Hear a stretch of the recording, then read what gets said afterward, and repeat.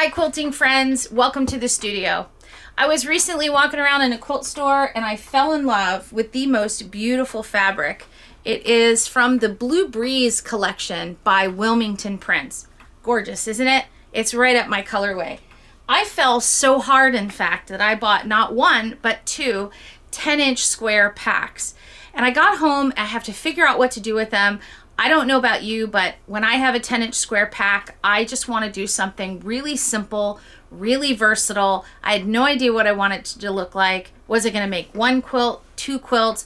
So what I decided on was to turn that 10-inch square pack or two into a big old stack of half square triangles, because this is a very versatile type of quilt pattern. So if you want to see what I did with my 10-inch squares and how I turned those into a myriad of options, why don't you stick around?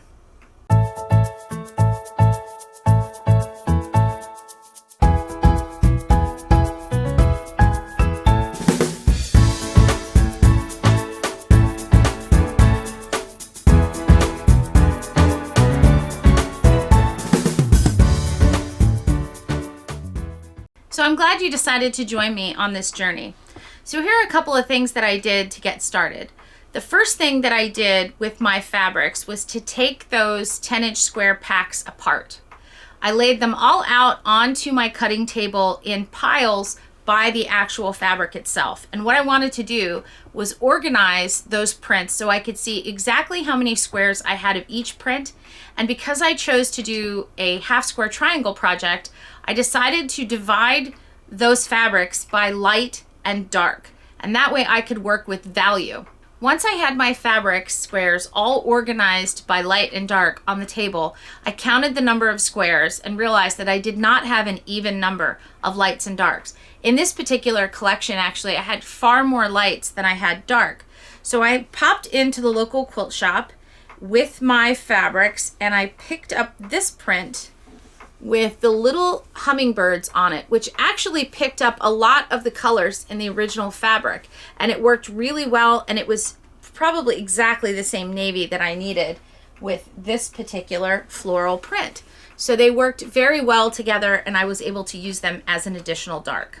The next thing that I did was take each one of the stacks of lights and darks and put them together into light and dark pairs. Just one square from the light pile and one square from the dark pile. And then I created little pairs and put that stack down. And that's what I'm going to use to start and make all of my blocks. But we're not going to do it in a traditional way. We're going to do it in a far easier way than you're actually thinking. What you're going to do is take one of your pairs and squares. You can see I have a dark square and a light square here. And I'm going to go ahead and put those squares together, right sides together. Make sure they're nice and even. And then we're going to stitch those together. But instead of stopping on stitching one side together, we're actually going to stitch all the way around the entire set of squares. So you can see I stitched down one side, and now I'm going to turn the block and I'm going to stitch down the next side. I'm going to continue stitching all the way around until I meet at the other point, so that the entire two squares are stitched all the way around. Now you don't have to stop and start at each corner. I chose to do that, but you can stop at 1/4 of an inch and just turn your block. I just chose to go all the way to the end, cut and turn. So now I'm going to continue on stitching all of my blocks exactly the same way. Take one light and one dark square, put them right sides together, and just stitch away until all of your pairs are stitched. And then we're going to take them over to the cutting table and see what happens next. Before we cut, let's stop over at the ironing station and just hit these blocks with an iron just to make sure they're nice and flat before we cut them. So now I'm over at the cutting table, and you can see that I'm going to start by cutting diagonally from point to point, but look at the slip that I have in this ruler. So the first thing I'm going to do is teach you a tip on keeping your ruler from slipping, and it has to do with this clear Transpore medical tape.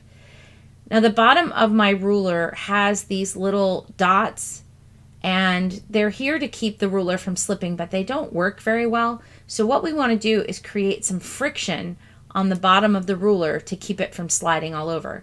So at your local medical supply place, pharmacy, box store, you should be able to find this clear medical tape, and it's clear with little perforated holes in it so that it tears in both directions. So I'm going to put some medical tape down the ruler. I'm measuring to see how wide my piece needs to be in order to fit the ruler, and I'm going to put a piece of tape about every 3 inches on the back side of my ruler. Now, this doesn't cause any damage to your ruler at all.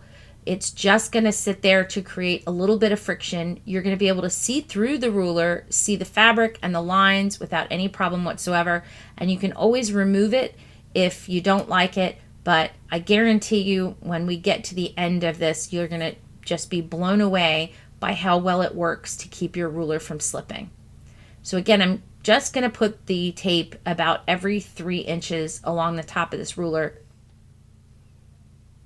It works so well. It tears in such a straight line, and you can use this to tear in both directions.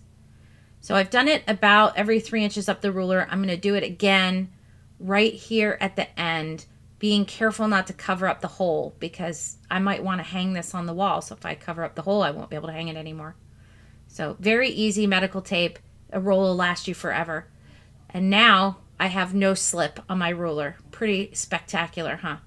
So now we're going to take the ruler and we're going to put one end of the ruler at one point diagonally on this block and the other end at the other side. And you can see I had to lift the ruler. I can't slide it anymore because it won't slide. And then I'm going to use my rotary cutter to cut all the way through diagonally. Now I'm going to pick up the ruler. Don't pick up the block. Just pick up the ruler, and you're going to turn it in the other direction, point to point, and you're going to cut exactly diagonally in the other direction from the 2 points. So hold your ruler down and use your rotary cutter, and here we go. I'm going to cut all the way through point to point. Whoops, missed a spot. And then once I cut through, now I have 4 equal parts of this block, which I can now open, and they're all half square triangles. So go ahead and continue cutting all of your blocks the exact same way using the same exact method. And when they're all done, we'll meet again. Now, when you're finished cutting your blocks, do not open them up and press them just yet, because I want to show you another really cool tool to make sure that they're all sized perfectly and that we can get the whole job done as easy as possible. It's pretty neat. So I'm going to introduce you to a little tool called the Clearly Perfect Slotted Trimmer. Normally I would not leave these like this. I would press them, but let's look at the tool. So you get 2 trimmers in one. This is trimmer A, and it does half sizes from 1.5 to 6.5 inches.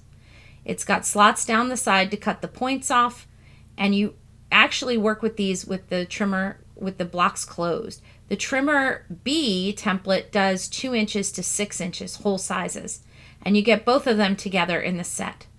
We're going to focus on trimmer A right now because that's the size of the pieces that I have left over. So I'm going to lay my triangle pieces down before they're pressed, and I'm going to put my slotted trimmer at the 6.5 line, and you can see it has this little gray mark right here. That's the seam allowance. So I'm going to put the seam line right on the seam line of my block, and then I'm going to cut up both sides. I can also cut the little dog ears off on the sides, and you can do that for every block. You can see the slots in every measurement. So if I wanted to, I could cut this triangle down to 5.5 inches, and I would just put the seam line right on where the mark is and trim up the sides, and then cut the dog ears off right here with the slot. This is the easiest tool for trimming up half square triangles, and no math is required. The math is actually on the ruler. Now today I'm going to use my handy Martelli Rotary Mat. This sucker is 17 inches, and it's going to make my life really easy today. And you can see I've got the trimmer A, and notice I've actually put the tape, that clear medical tape, right on the bottom of the triangle, and that's going to keep the triangle from slipping too while I'm spinning around with this rotary mat. So let's see how easy it is to use the trimmer and the rotary mat. So there's my two pieces. Let's lay the trimmer down on the slotted trimmer down on my half square triangle block, matching the seam line with the seam line on the ruler. And then I'm going to go ahead and cut this one. I didn't cut the tip off of this one, I just cut the sides, but you'll see I'm going to use the tip part. But when you use this rotary mat, you can just spin the block around. This mat makes my life really easy. Now I'm going to go back and cut those little tips because I forgot to do that. I'm always cutting away from myself, never cutting my hand. That's the best part about rotary mats. And now it's perfectly sized and all the dog ears are gone. So this is going to make it really easy to just take it over to my ironing station and iron afterwards. But first, let's get all of the cutting done. So now that I have all of my blocks trimmed, I'm going to go ahead and press my triangles finally. So let's look at what we have here. Now normally we would open up our triangle and we've all been taught to press to the dark, right? But I don't know exactly what I'm going to do with these triangles, and I don't know these half square triangles, and I don't want any bulky points with the pressing to the dark.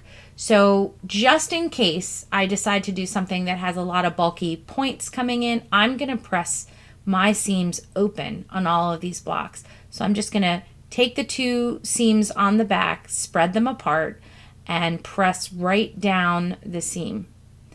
And they're going to look just as pretty on the back as they do on the front. And you can always hit the front of the block as well. Just check and make sure that all of your pressing is done correctly and that you don't have any problems with your pressing. It's nice and flat.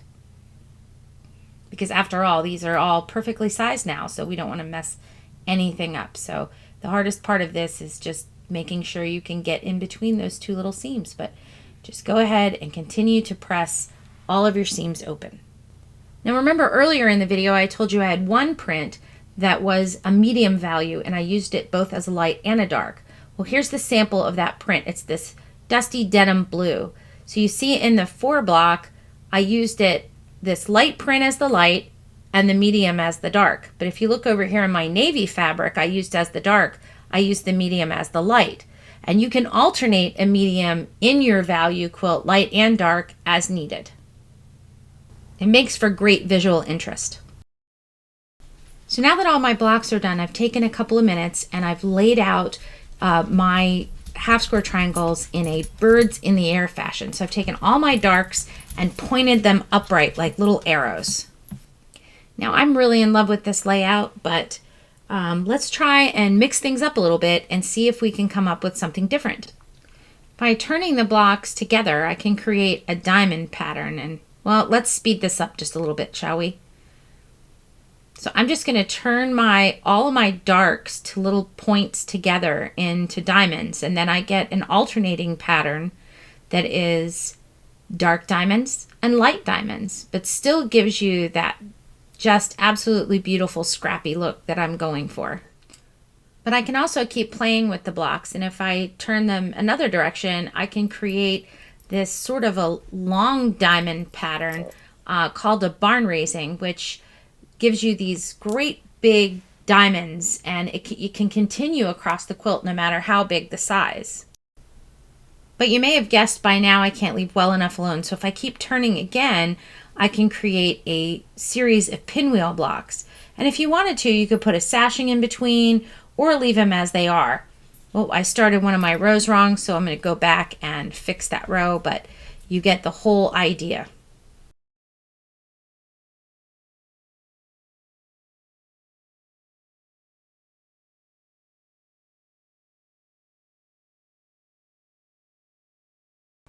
Well, friends, what did you think? Did it amaze you all the different ways that you could put those half square triangles together? So if you're interested to see what I chose to do with this stack of 188 half square triangles, I will put a link in the description box to the blog post with the pictures of the finished products as soon as they are ready to go. In the meantime, if you're interested in any of the products we used during the making of this video, those will also be linked in the description box. And if you love this video, please take the time to like and subscribe to the video and the channel, and also click that notification bell so you're notified anytime we post new videos. Thank you so much for joining me in the studio today, and until next time, happy quilting.